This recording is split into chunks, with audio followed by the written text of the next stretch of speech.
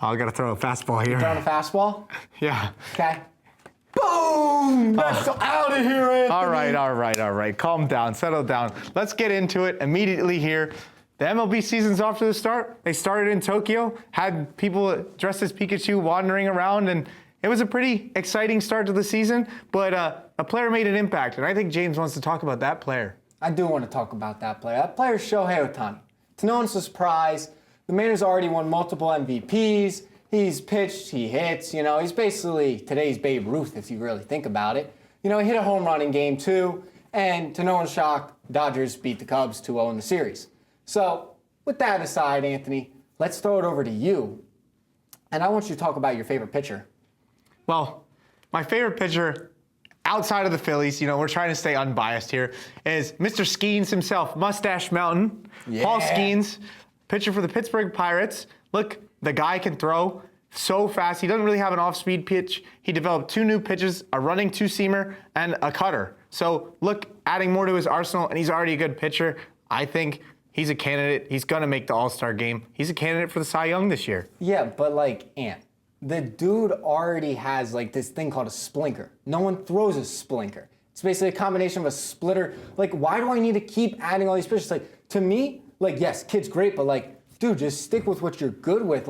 You did fine last year. I honestly think he's going to see a little bit of a regression because teams are already going to be ready for him.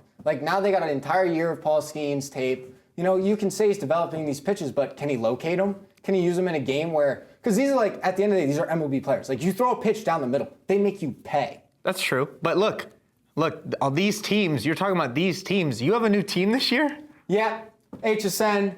It's time for my yearly tradition of talking about my new teams, and we're going to the Boston Red Sox with their young 3 of Marcelo Mayer, Kristen Campbell, and Anthony. That's his last name, Roman Anthony. Sorry, guys. But they also made some off-season additions with Garrett Crochet, who's a dog, Alex Bregman, dog, Aroldis Chapman. I don't want to comment on him. But Anthony, I'm telling you, this team in a weaker AL East. Look, the Yankees are already losing guys. The Orioles are going to be drowning themselves in sorrows pretty soon.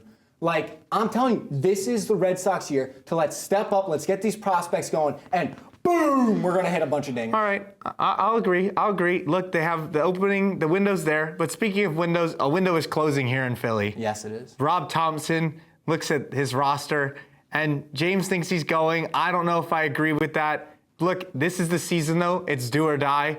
If you have to make the playoffs, have to make a run. If something catastrophic happens, big injury-wise, and they don't make it, I'll give Rob a pass. But look, Johan Rojas has stepped it up in spring training. And what about pitching? I mean, for me, Christopher Sanchez is going to be better than Wheeler this year. Wheeler's predictable, but you have a different opinion on the pitching. Okay, well, let's just start it here first, okay? You think that Thompson's kind of, he's good, but the thing is, he came in and he did great in his first year. But then after that, we've regressed every single year. We lost in Game 7 to the Diamondbacks, folks.